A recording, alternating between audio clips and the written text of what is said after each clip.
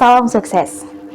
Kali ini saya akan mencoba membahas bagaimana opini-opini seorang pengamat politik yaitu Rocky Gerung yang kemudian karena selalu hanya didasari oleh emosi yang hampir selalu isinya ocehan-ocehan kotor sehingga tidak mengandung manfaat sama sekali.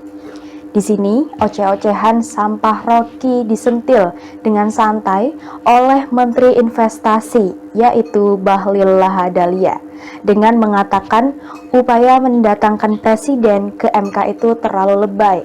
Tidak semua yang diajukan oleh pemohon itu dengan serta-merta bisa langsung disetujui, karena MK juga punya pertimbangan-pertimbangan tersendiri. Begitu juga dengan ocehan-ocehan Rocky yang lain, seperti soal 4 menteri, soal bansos, dan soal dugaan kecurangan politik Jokowi untuk memenangkan Prabowo Gibran. Opini-opini emosi Rocky ini juga dirontokkan oleh dosen dan pengamat politik, yaitu Adi Prayitno yang mengatakan bahwa dengan keterangan 4 menteri soal penggunaan bansos juga sudah clear dan clean, terang benderang dan tidak ada lagi yang disembunyikan. Dan ini dipaparkan dalam sidang MK sehingga semua masyarakat sekarang tentunya juga sudah jelas. Memang kita juga tentunya sudah tahu semua siapa Rocky Gerung, terutama mengenai kebenciannya terhadap Jokowi yang kalau kata Bung Zulfan Lindan, panas kebenciannya mungkin sudah sampai ke ubun-ubun, bahkan sampai ke tulang sumsum. Saking panasnya hingga lari ke otak, kepalanya lalu kemudian omongannya juga tentu akan menjadi ngawur.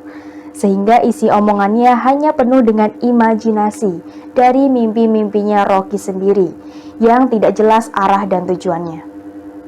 Oleh karena itu, kita juga sudah tahu semua bahwa apapun yang dilakukan oleh Jokowi di mata Rocky selalu tidak pernah ada baiknya sama sekali. Lalu, seperti apa dan bagaimana opini-opini dan omon-omon tidak jelasnya Rocky yang dirontokkan oleh Menteri Investasi, yaitu Bahlil dan pengamat politik Adi Prayitno? Mari kita cek videonya bersama-sama. Tetapi justru dengan ketiadaan atau ketidakcukupan informasi dari para menteri, hakim-hakim ini tertarik juga atau harusnya terdorong untuk memeriksa data yang lebih sempurna atau keterangan yang lebih terandal itu dari presiden sendiri. Karena itu terbuka kemungkinan juga untuk meminta presiden hadir di Mahkamah Konstitusi. Nah, sinyal itu udah cukup kuat tuh. Kalau presiden akhirnya datang ke hadapan Mahkamah Konstitusi dan mempertanggungjawabkan kebijakan dia yang sudah disinopsiskan di dalam film Dirty Vote itu kan. Udahlah, terlalu lebay. Kalian bilang bahwa bansos tidak ada di anggaran setelah dijelaskan begitu baru bingung. Siapa yang usulannya siapa? Apa? Ya tergantung tergantung hakim konstitusi aja apa yang diputuskan. Tapi saya yakin terlalu jauh lah itu. Saya juga kan diminta waktu itu untuk harus hadir kan, pernah juga itu sebut-sebut nama saya.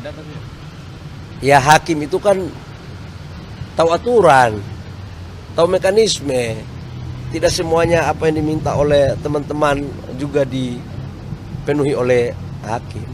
Dan semua hal sebetulnya bisa kita duga dari awal bahwa ada perencanaan kecurangan. Kan itu dasarnya, karena istilah perencanaan kecurangan atau bahkan kita sebut perencanaan kejahatan, minimal debat tentang sirekap itu udah nggak ada gunanya itu. Karena itu sekedar orang anggap sirekap, apa tuh sirekap singkatannya, sistem rekayasa pemilu gitu. Dan publik menganggap bahwa kita lihat. Untuk menguji originalitas hasil yang difoto itu, maka kemudian harus ada konfirmasi metadata. Dan fakta membuktikan dari berbagai ahli yang dihadirkan di sini termasuk 03, metadatanya tidak ditemukan. Nah, kemudian mengenai metadata. Metadata itu mungkin nanti lebih cocok ditanyakan pada saksi, karena saksi ini yang membuat aplikasinya. Metadata itu misalnya kalau Sirekap itu form C1 hasil itu kita foto, kemudian di foto itu ada identitasnya, di foto pakai kamera apa, jam berapa dan sebagainya, ada data seperti itu. Mas Bambang tanyanya nanti ke yang buat aplikasi, karena mereka yang lebih tahu dalamnya. kita taruh metadatanya di belakang filenya. Jadi tidak perlu minta tolong KPU, signature-nya file ini enggak, Bapak download, Bapak bisa. Dan malah minta izin majelis, itu namanya apa tadi? Disimpannya di mana tadi? Biar bisa dicek. Terima kasih. di bagian paling belakang dari file. Jadi ada 2 tipe file yang kita bisa pakai, JPEG atau salinan C hasil digital. Itu semuanya punya digital signatures atau hash yang ada di belakang. Jadi kalau kita lihat filenya itu ada di sebelah kiri. Nah, bagian yang kita highlight, mungkin di zoom sedikit Mas, yang kanannya aja. Bagian sebelah kanan yang biru, kanan lagi, itu bentuk binary-nya. Kalau kita encode menjadi tekstual, itu adalah sini. Nah, itu adalah bagian digital signature-nya. Dan ini menempel. Rekan-rekan yang biasa melakukan file forensik, menggunakan PKCS 12 digital signature, mereka sudah paham bagaimana melakukan verifikasi ini. Untuk tipe yang kedua menggunakan SAA, juga suatu yang terkait. Semuanya menempel di situ, Pak Todung, bukan diakses dan itu bentuk transparansi kami. Lihat psikologi tanya jawab di situ kan. Ya. Memang tidak mungkin kita berpikir bahwa menteri-menteri ini akan bicara jujur. Ya, Itu hal yang ya. dari awal kita tahu nggak begitu. Tetapi Mahkamah Konstitusi juga tahu bahwa justru dengan ketidakjujuran itu ada akses untuk minta yang lebih jujur. Saya kira ini yang sebenarnya membuat kenapa Mahkamah Konstitusi harus memanggil 4 menteri ini, karena dinilai pertama dari awal itu bicara tentang bansos, yang kedua memiliki kaitan khusus terkait dengan bantuan sosial yang kemudian dituduhkan sebagai instrumen untuk memenangkan pemilu itu. Karena tidak memuaskan pertanyaan itu dan karena tidak diperoleh keterangan yang diinginkan itu komprehensif, maka kesulitan Mahkamah Konstitusi nanti untuk memutuskan dalil dari pemohon. Kan itu dasarnya. Artinya kelengkapan informasi untuk jadi bahan pertimbangan putusan akhir itu belum diperoleh oleh Mahkamah Konstitusi. Jadi sebetulnya Mahkamah Konstitusi harus lanjutkan logikanya, karena belum diperoleh dari pembantu-pembantunya, maka kita mesti tanya pada bosnya, kira-kira begitu kan. Dan publik paham itu tuh. Jadi dengan peristiwa yang kemarin yang normatif itu memang hanya itu yang bisa diucapkan oleh para menteri.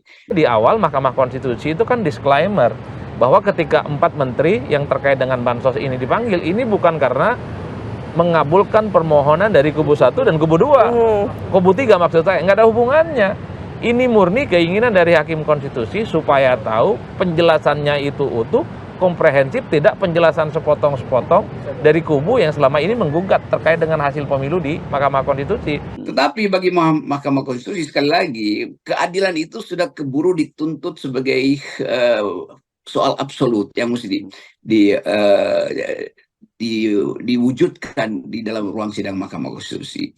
Bukan sekedar untuk memuaskan pemohon atau 01 terutama, tapi untuk memperlihatkan tadi pulihnya marwah Mahkamah Konstitusi itu. Ini kan inisiatif, ini kan keinginan dari Mahkamah Konstitusi untuk menampilkan kepada publik bahwa persoalan bansos itu tak ada yang ditutup-tutupin, tak ada hal-hal yang sebenarnya harus dihindari, dan yang paling penting ini adalah sebagai salah satu bentuk akuntabilitas dan transparansi yang sebenarnya ingin ditunjukkan kepada Mahkamah Konstitusi biar semuanya terang benderang. Nah, saya kira itu yang pertama kali menjadi sinyal bahwa akan ada satu keputusan apapun bentuknya yang pasti juga menyangkut mungkin semacam arahan bahwa memang dalam kesimpulan akan dibuat memang ada perencanaan, kalau yang sering kita sebut di FN ada perencanaan kecurangan atau ada perencanaan kejahatan, supaya publik melihat bahwa Mahkamah Konstitusi memang menemukan indikasi perencanaan kejahatan. Dari mana? Dari istana. Ini yang sepertinya membuat Mahkamah Konstitusi ingin mendalami secara tuntas, mendalami secara komprehensif, supaya ini tidak ada disinformasi. Kenapa? Selama ini kan kalau bicara bansos, ini kan sepotong-sepotong. Bicara bansos itu kan cherry picking, dipotong untuk kepentingan politik, dipotong untuk kepentingan kampanye. Oleh karena itu, kalau kemudian para menteri ini bercerita, menuturkan terkait dengan bagaimana hal ihwal terkait dengan pendanaan, pendistribusian, termasuk menteri-menteri terkait di dalamnya itu dilibatkan atau tidak, MK ini akan menjadikan satu referensi bahwa nanti mereka itu bagaimana dalam memutuskan gugatan sengketa pemilu yang digugatkan oleh kubu 1 dan 3 pada umumnya. Oke, Mas Adi. Yang namanya kuantitatif udah selesai, karena pembuktian kuantitatif memang tidak dimungkinkan, karena sengaja dibuat untuk tidak memungkinkan. Karena itu hakim Mahkamah Konstitusi juga melihat bahwa walaupun kesulitan untuk membuktikan kuantitatif, tetapi ada jalan, yaitu untuk memeriksa proses ketika pemilu itu mulai dirancang, mulai dari aturan-aturan mengantisipasi sesuatu dengan BLT, walaupun alasannya El Nino yang nggak ada dasarnya tuh. Ya kalau kita memang merasakan betul El Nino itu, kemarin itu kita kan menghadapi masa musim kemarau yang cukup panjang, kekeringan terjadi di mana-mana, gagal panen juga terjadi di mana-mana. Kalau bicara tentang konteks itu, saya kira memang pemerintah tak ada kesalahan apapun untuk memberikan insentif membantu masyarakat yang memang selama ini terkendala terkait dengan El Nino itu. Dulu Presiden Jokowi dieluk-elukan, tapi setelah hasil awal pemilu itu menunjukkan bahwa itu pengeluk-elukan itu sebetulnya adalah manipulatif tuh. Karena Jokowi dieluk-elukan sambil dia sebetulnya memanfaatkan kekuasaan dia untuk yang menipu secara politik dengan BLT, pengangkatan pejabat segala macam tuh. Betul. Dan ternyata ada novum baru bahwa oke, ada pengerahan aparat, ada pembuktian bahwa ada hubungan antara BLT dan kenaikan suara di 02. Orang kan ingin tahu bahwa kenapa bansos itu seakan-akan memang jor-joran itu justru diturunkan di tahun 2024 ini. Itulah yang kemudian oleh kubu 1 dan 3 ada indikasi soal mobilisasi bansos dipolitisasi sebagai upaya untuk kampanye politik untuk kubu nomor 2. Mahkamah Konstitusi ketika memanggil 4 menteri ini kan nggak ada kaitannya dengan gugatan-gugatan sengketa hasil pemilu. Supaya Mahkamah Konstitusi ini bisa tunjukkan kepada publik bahwa bansos itu tidak sepotong-sepotong, bansos itu dari hulu ke hilir diketahui kepada publik, dari hulu ke hilir transparansinya, akuntabilitasnya bisa diakses dan bisa didengarkan oleh siapapun. Sehingga tak ada kebohongan-kebohongan yang ditutup-tutupi. Jangan-jangan selama ini ada misinformasi yang sampai ke masyarakat bahwa bansos misalnya, oh ini tidak melibatkan Menteri Keuangan, atau Menteri Keuangan misalnya mengeluarkan kebijakan-kebijakan yang seakan-akan under pressure karena kepentingan politik. Lain kalau Mahkamah Konstitusi bilang bahwa dari awal kami tolak dalil-dalil penggugat karena kami hanya ingin menghitung suara yang Anda klaim sebagai kecurangan. Nah kalau cuma itu ya udah nggak akan ada pemilihan ulang tuh. Tetapi Mahkamah juga tahu bahwa ada ketidakjujuran yang dideteksi dari kesaksian-kesaksian. Jadi begitu Mahkamah pindah paradigma dari soal kuantitatif ke kualitatif, ada konsekuensinya. Itu pemilihan kembali atau pemungutan suara ulang kan. Kan nggak mungkin Mahkamah bilang kami tidak peduli dengan penghitungan ulang dan kami peduli pada TSM. Oleh karena itu kami tidak akan lakukan pemungutan ulang. Loh, justru itu yang dipersoalkan. Kalau Mahkamah menemukan ada kecurangan terstruktur sistematis dan masif melalui regulasi dan melalui penggunaan aparat dan kebijakan, itu artinya ada kecurangan dari awal. Karena itu desain pemilu harus dikembalikan. Inilah yang saya kira dalam banyak hal saya selalu mengatakan ini sebagai upaya sebenarnya dari Mahkamah Konstitusi untuk memulihkan kembali kepercayaan publik ya, yang saya kira memang selama ini agak terjun bebas, terutama setelah mereka itu memutuskan putusan 90 yang terkait dengan pencapresan. Per hari ini Mahkamah Konstitusi ingin tunjukkan kepada siapapun bahwa Mahkamah Konstitusi rebound, Mahkamah Konstitusi itu transparan, Mahkamah Konstitusi itu akuntabel dan tidak akan menutup-nutupi terkait dengan hal-hal yang digugatkan oleh kubu 1 dan kubu nomor 3 yang saya kira persoalan politisasi bansos ini dianggap signifikan dan dianggap penting. Jadi kalau kita simpulkan, ada suasana lain di Republik ini yang ditumbuhkan oleh keyakinan bahwa ada kecurangan tapi akan ada penyelesaian. Lah kalau disebut ada kecurangan tidak ada penyelesaian maka dari awal semua orang melihat jejak kecurangan itu bahkan diafirmasi secara agak sublim,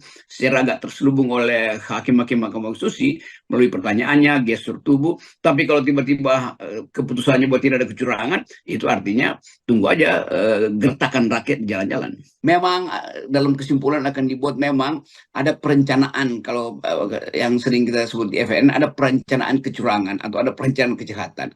Supaya publik melihat bahwa Mahkamah Konstitusi memang menemukan indikasi perencanaan kejahatan. Dari mana? Dari istana. Ya, saya kira memang kalau kita mendengar statement-statement dari istana ya, setidaknya dari jubir mereka, bahwa istana itu tidak mengkoordinir, istana itu tidak ikut campur, istana itu sebenarnya membiarkan ketika 4 menteri itu memberikan keterangan ya dalam Mahkamah Konstitusi per hari ini.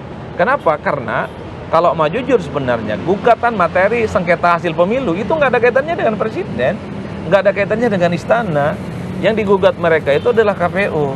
Cuman karena ini demi kepentingan untuk transparansi dan akuntabilitas, Mahkamah Konstitusi mencoba untuk menghadirkan orang-orang yang selama ini dianggap tahu, paham persis terkait dengan anatomi dan struktur bagaimana kebijakan dengan bansos. Makanya 4 menteri ini dinilai terkait, oleh karena itu dipanggil hari ini untuk menjelaskan hal ihwalnya seperti apa. Nah, makanya kemudian kalau kita mendengar pernyataan dari istana, ya silahkan saja mereka dipanggil. Toh sengketa pemilunya juga nggak ada kaitannya dengan istana. Nah, inilah video buat siapa saja yang belum pernah mengamati cara Rocky berbicara, yang menurut saya bobot pembicaraannya tidak ada manfaatnya sama sekali. Sebenarnya saya sendiri sudah cukup mual dengan kalimat-kalimat yang dikeluarkan dari ocehan-ocehan Rocky, yang bahkan suka juga mengoceh kalimat-kalimat kotor. Menurut saya, kalau memang Rocky ada kebencian secara personal terhadap Jokowi, ya selesaikan saja secara pribadi juga. Jadi jangan menggiring opini yang sumbernya berasal dari keinginan atas imajinasinya sendiri. Lalu setiap berbicara seolah-olah mewakili dukungan rakyat, bangsa, dan negara. Nah, pertanyaan saya buat Rocky adalah demi rakyat, bangsa, dan negara yang sebelah mana sih? Inilah akibat hari-hari Rocky kebanyakan imajinasi. Jadi kalimat yang keluar juga bentuknya adalah kalimat yang tidak ada manfaatnya dalam kontribusinya sebagai warga negara ini. Saya ingat pernah ada sentilan pedas dari Bung Luhut pada Rocky, bahwa kalau orang yang kerjanya hanya bisanya selalu mengkritik yang negatif pada pemerintahan, dengan menganggap apa saja yang sudah dikerjakan oleh pemerintahan ini, lalu dianggap hasilnya selalu tidak pernah ada baiknya, lebih baik orang itu pergi saja dan jangan tinggal di Indonesia. Saya penasaran, jadi saya tunggu-tunggu jawaban dari Rocky atas sentilan Bang Luhut. Ternyata Rocky loyo dan sampai sekarang juga tidak pernah berani menanggapinya. Kita juga sudah lihat bersama dalam video tersebut bahwa pandangan-pandangannya soal Mahkamah Konstitusi, kehadiran 4 menteri, bansos, dan kebenciannya sama Jokowi, ternyata itu hanya bagian dari pelampiasan kebencian Rocky secara pribadi terhadap Jokowi. Oleh karena itu, Rocky jadi seperti orang yang latah, yang selalu kalau ngomong itu terus, yaitu soal keburukan-keburukan Jokowi. Dan biasa, untuk closing statement, saya mengharapkan orang seperti Rocky Gerung dan teman imajinasinya, juga yaitu Refli Harun, supaya bisa berubah menjadi orang yang omongan-omongannya patut bisa menjadi contoh yang baik buat masyarakat ini. Dan demikianlah ulasan dari video ini. Terima kasih dari saya dan salam sukses.